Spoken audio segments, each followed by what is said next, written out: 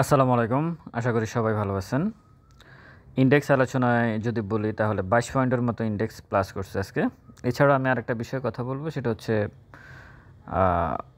Iran এবং ইসরায়েলের যে যুদ্ধবিরতি সেটা আসলে কতটুকু কার্যকর হতে পারে, এই বিষয়ে একটু কথা বলতে হবে। আর আমার হাতে লেখা যে বইটা আমি বলছিলাম সেটা মোটামুটি শেষ হয়ে গেছে লেখা, শেষ একেবারেই কমপ্লিট। যারা নিতে চান যোগাযোগ করতে পারেন। ডেসক্রিপশন বক্সে নাম্বার দেওয়া আছে, হোয়াটসঅ্যাপে যোগাযোগ করবেন, অবশ্যই হোয়াটসঅ্যাপে যোগাযোগ করবেন।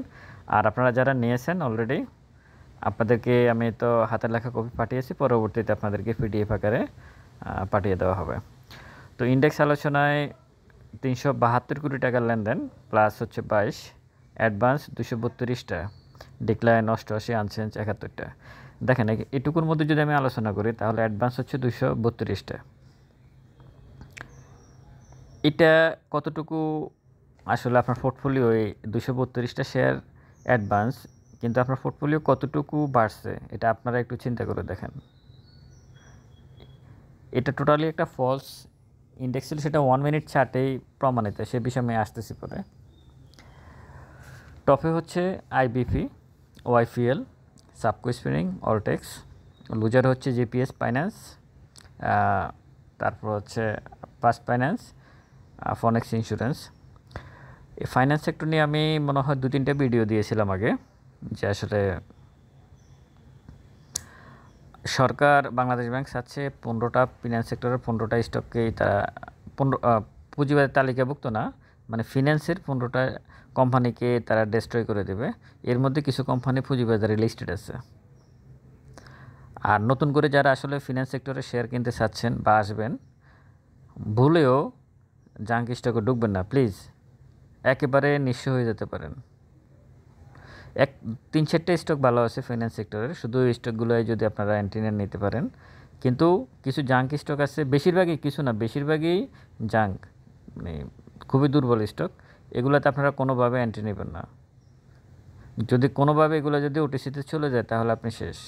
ভ্যালুতে লাভ হলো বিশেষারি, স্কয়ার ফার্মা, সিপাল কিন্তু তার গতি আমি গত 2 দিন আগে ভিডিও দিয়েছিলাম, সে কিন্তু তার ট্রেনটা উপরের দিকে।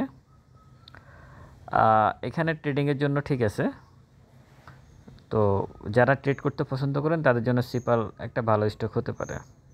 স্টপ লস মাস্ট, কোনো সন্দেহ নাই। যদি আপনি 3rd ডেতে বা 4th ডেতে যদি প্রফিট না পান তাহলে আপনাকে স্টপ লস মেনে নিতে হবে।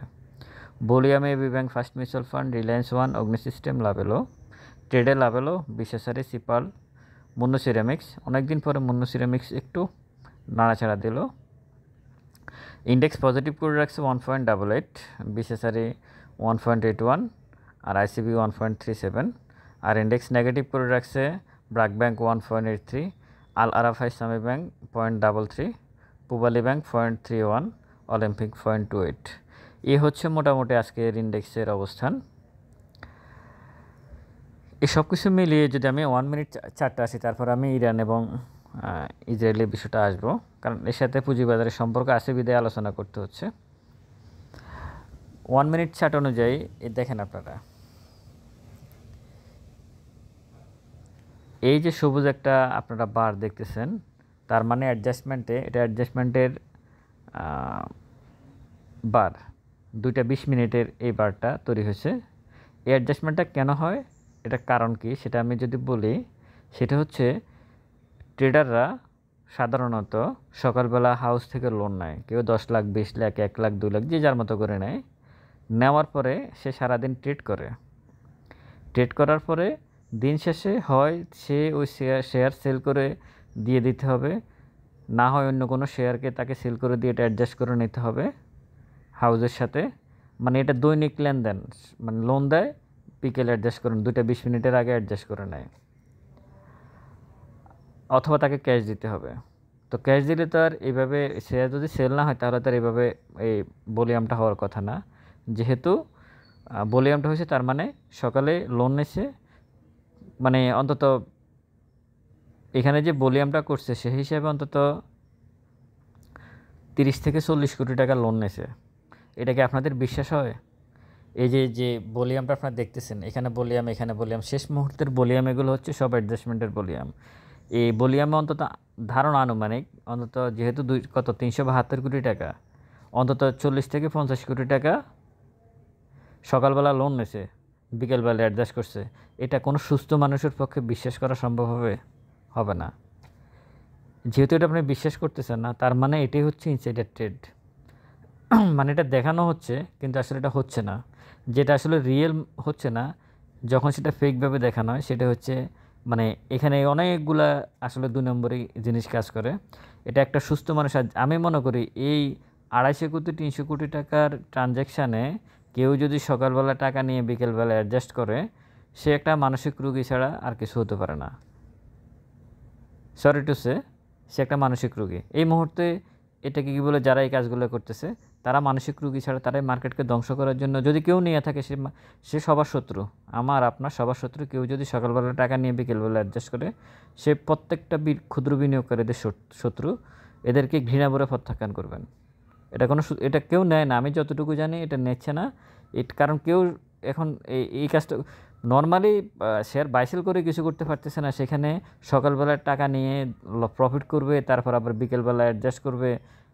এটা মানে পাগলামি নাকি?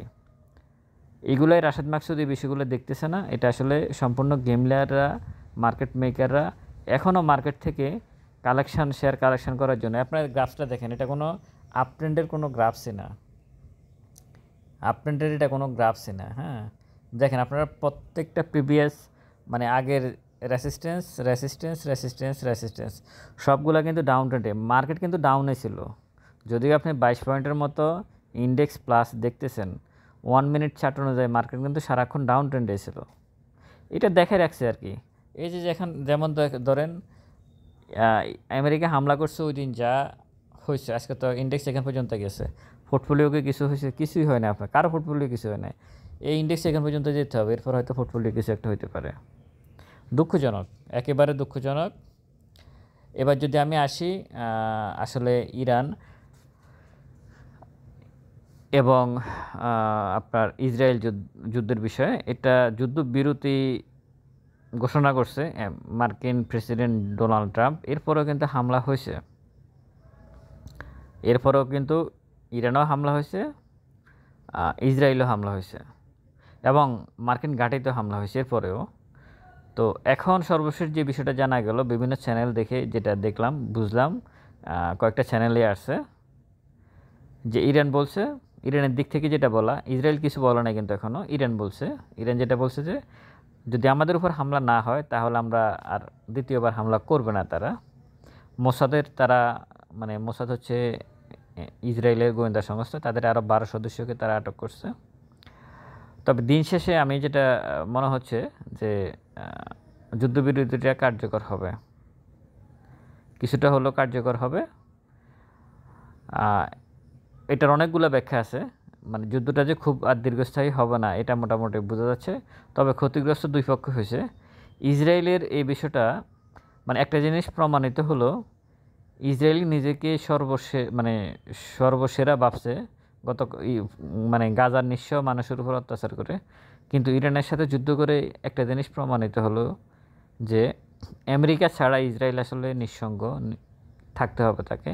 আমেরিকাই কাকে আসলে বাঁচিয়ে রাখে দিন শেষে। তা না হলে কিন্তু এই যুদ্ধে কিন্তু দিন শেষে ইসরায়েলের ভয়াবহ পরিণতি হতে পারত।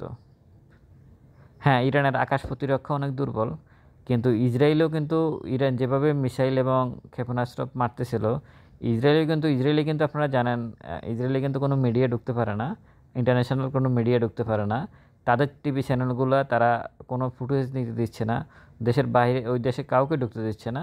সুতরাং ওখানে আসলে তেল আবিবে বা তার আশেপাশের অঞ্চলগুলোতে কি হয়েছে এটা কেউ জানে না, কিন্তু রিয়েলি এটা জানে না। আপনারা আমাদের এখানে যে ভিডিওগুলো দেখেন, এগুলো অন্য জায়গা থেকে ভিডিওগুলো এনে দেখাচ্ছে, হয়তো 2-1টা ভিডিও থাকতে পারে, বেশিরভাগই কিন্তু আসলে এখানে কী হয়েছে এটা কিন্তু কেউ জানে না।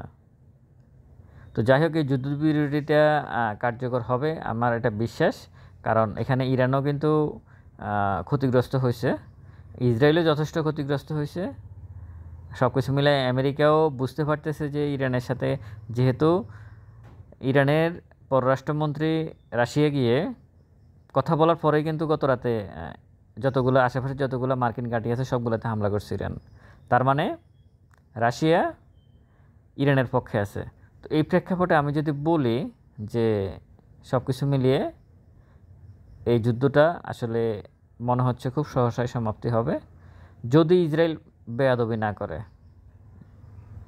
এবং করার সম্ভাবনা নাই, যেহেতু মার্কিন প্রেসিডেন্টই তার পোস্ট বলে দিয়েছে যে যুদ্ধবিরতি, তাহলে ইসরায়েল আর হামলা করবো না। আর ইসরায়েল যেহেতু হামলা করবে না, ইরানের বক্তব্য হচ্ছে ইসরায়েল হামলা না করলে আমরা করবো না। তার মানে মোটামুটি এটাই যুদ্ধবিরতি হিসেবে ধরা যেতে পারে। তো সুতরাং আপনারা এখানে আসলে আতঙ্কিত হওয়ার কিছু নেই মার্কেট নিয়ে, এখন যেভাবে আছে সেইভাবে। তবে মার্কেটে যারা মার্কেট মেকার যারা এখন যে এটা হচ্ছে মার্কেট মেকার আসলে মার্কেটটাকে একেবারে মানে ইয়ে করে রাখছে, একেবারে মানে মার্কেট কী বলবো এটাকে, এটা পরিস্থিতি খুব ভয়াবহ করে রাখছে। এখানে ট্রেড করে এখন যে পরিস্থিতি, আপনারা অনেকে দেখলাম কমার্স করছেন যে আপনি ট্রেডকে এত এনকারেজ কেন করতেছেন? এই মুহূর্তে ট্রেড করা যাবে না। কে ট্রেড করে এখন কি করতে পারবে? এটা কি সম্ভব? এখানে ট্রেড করতে হলে 800-900 কোটি টাকার রিয়েল ভলিউম লাগবে। ইন্ডেক্স পজিটিভ আর নেগেটিভ যাই হোক, ইন্ডেক্স নিয়ে যারা ট্রেডার তারা ইন্ডেক্সকে ক্যালকুলেশন করে শেয়ার অ্যান্টি না, এটা সমস্যা না। কিন্তু আপনাকে রিয়েল যে মার্কেটের রিয়েল চিত্র যেটা, আপনি 372 কোটি টাকার লেনদেন হয়েছে, আমি তো এটাই বিশ্বাস করি না। সর্বপ্রথম ইন্ডেক্স 22 পয়েন্ট প্লাস 372 কোটি টাকার লেনদেন, এটা আমি বিশ্বাস করি না। এখন আপনি কি বলবেন? এটা তো আমি দেখতেছি যে আমি বিশ্বাস করতেছি না। 232টা শেয়ার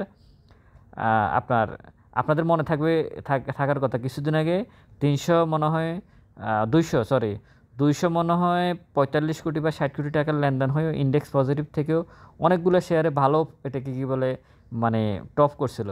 কোনো শেয়ার 5%, 7%, এরকম অনেকগুলো শেয়ার কিন্তু বাড়ছিল কিছুদিন আগের কথা। অথচ আজকে 372 কোটি টাকা লেনদেন, 22 পয়েন্ট প্লাস, 232টা শেয়ারের অ্যাডভান্স হয়েছে, কিন্তু শেয়ারের দাম খুব বেশি বাড়ে নাই। তো যেটা রিয়েল আপনি সেটা করেন। ইন্ডেক্স ফালালে আরও ফালান, অসুবিধা নেই, রিয়েলভাবে ফালান। আর বাড়ালেও বাড়ান, যেটা সঠিক সেভাবে বাড়ান, তাহলে আর সমস্যা হবে না। তাহলে ট্রেডাররা অন্তত ট্রেড করতে পারবে। ট্রেডাররা এখন বুঝতে পারতেছে না তারা কী করবে। সুতরাং এই কারণে আমি বলতেছি, যদি আপনার হাতে ক্যাশ টাকা থাকে, হয় ইনভেস্টমেন্ট শেয়ারে ডিভিডেন্ড বেস শেয়ার অ্যান্টি নেন, অথবা টাকাগুলো ক্যাশ রাখেন। মার্কেট যখন আপ ট্রেন্ড কখনও কন্টিনিউ করে, তখন হয়তো আপনারা এখান থেকে প্রফিট টেক করতে পারবেন। ভালো থাকবেন সবাই, ভিডিওটা শেয়ার করবেন। আসসালামু আলাইকুম।